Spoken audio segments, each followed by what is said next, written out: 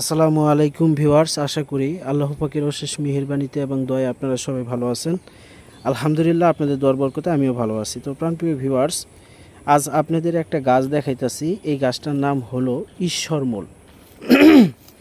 এই যে ঈশ্বরমূলের গাছটা দেখতেছেন, এটা বাড়ির আশেপাশে ঝোপঝাপে এই গাছটা হয়।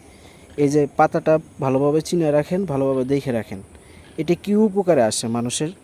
এটা উপকারে আসে যদি কারোর শরীরে পোকার বাতাস লাগে বা সাপের বাতাস লাগে, বা কারোর সারাটা শরীর ব্যথা করে, সারাটা শরীর মাথা থেকে পা পর্যন্ত ব্যথা, শরীরের জ্বর এবং কি হাত পায়ের জ্বালা পোড়া, মুখের অরুচি, এরকম কোনো সমস্যা যদি থাকে, তাহলে এই ঈশ্বর গাছের মূলের পাতাটুকু, কচি পাতাগুলো বা বাড়তি পাতার চেয়ে এরকম কচি পাতা দেখবেন, কচি পাতাগুলো নিয়ে সুন্দর করে কষলাইয়া 1 কাপ পরিমাণ আপনি চায়ের কাপের 1 কাপ পরিমাণ রস তৈরি করবেন।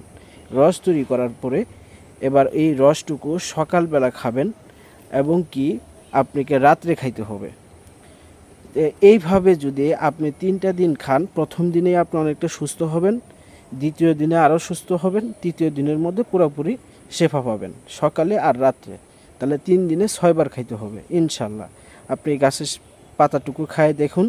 বৃক্ষ তোমার নামকে ফলে পরিচয়, তন্ত্রমন্ত্র বেইমানি করতে পারে, কিন্তু আল্লাহর দেওয়া এই জংলার গাছ, এই আল্লাহর দানীয় গাছ কখনোই আপনার সাথে বেইমানি করবে না, কখনোই করবে না।